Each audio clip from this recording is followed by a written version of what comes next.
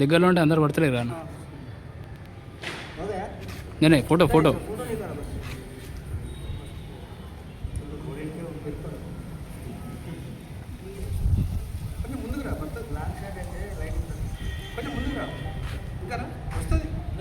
అందరు పడతలేరు అన్న ఫోటోలో అయితే.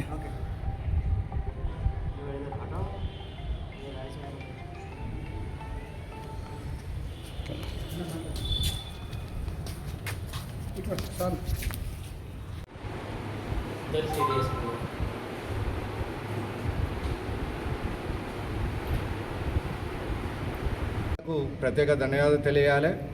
విద్యా సంస్థలు కానీ, వాణిజ్య వ్యాపార సంఘాలు కానీ, అదేవిధంగా తెల్లారులైతే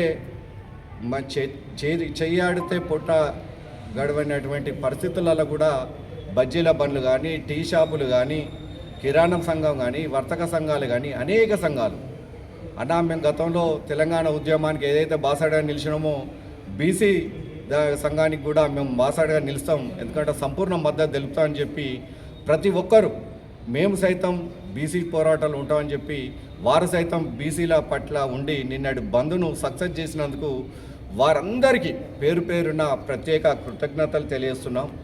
అదేవిధంగా ఏదైతే తెలంగాణ రాష్ట్రం కొరకు ఉద్యమం జరిగిన సందర్భంలో సకల జనుల సమ్మె సకల జనులు అందరూ కలిసి తెలంగాణ రాష్ట్రాన్ని ఎట్లయితే సాధించిందో, అన్ని పార్టీలు ఏ రకంగా అయితే ఇచ్చిందో, అదేవిధంగా ఈ కాంగ్రెస్ పార్టీ కానీ, బీజేపీ పార్టీ, ఏ పార్టీలైనా కానీ బీసీలకు అండగా నిలిచి రిజర్వేషన్ సాధించినట్టయితే 72% ఉన్నటువంటి బీసీ ప్రజలు మీ అందరికీ బ్రహ్మరథం పడతారని అన్ని పార్టీలకు బీసీ సంఘాల తరఫున మేము తెలియజేస్తున్నాం.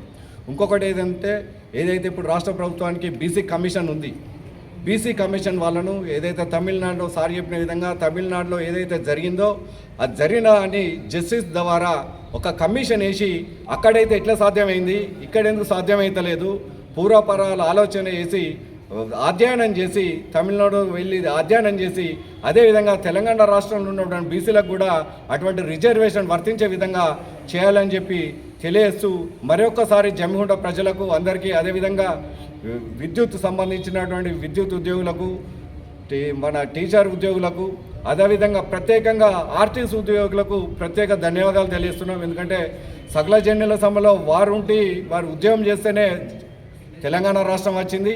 అదేవిధంగా నిన్న జరిగినటువంటి బంద్కు ఆర్టీసీలో ఉన్నటువంటి డ్రైవర్లు, కండక్టర్లు అందరూ కూడా బస్సులు బంద్ చేసి సహకరించినందుకు వారందరికీ బీసీ సంఘాల తరఫున ప్రత్యేక కృతజ్ఞతలు తెలియజేస్తూ జై బీసీ.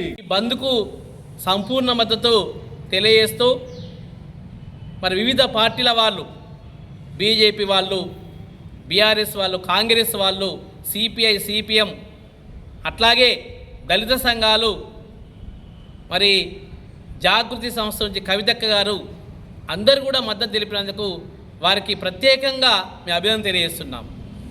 అంతేకాకుండా గత 3 రోజుల నుంచి వెళ్ళి మా బీసీ సంఘాలు, ఉద్యోగ సంఘాలు, విద్యార్థి సంఘాలు, మేధావి వర్గం అందరూ కూడా సన్నాహక సమావేశంలో, బైక్ ర్యాలీలో, నిన్న జరిగిన బంద్లో కూడా విశేషంగా కృషి చేసినందుకు వారికి అందరికీ ప్రత్యేక అభినందనలు.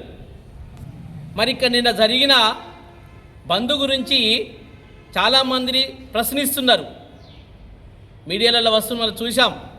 ఎవరిపైన ఈ బంద్ అనేది మేము ఒక్కటే తెలియజేస్తున్నాం. ఇప్పుడున్న కాంగ్రెస్ ప్రభుత్వానికి, ముఖ్యంగా మరి బీసీ రిజర్వేషన్ స్థానిక సంస్థ తీసుకున్న ఆలోచన వచ్చిన కాంగ్రెస్కు మా బీసీ సంఘానికి ప్రత్యేక కృతజ్ఞతలు.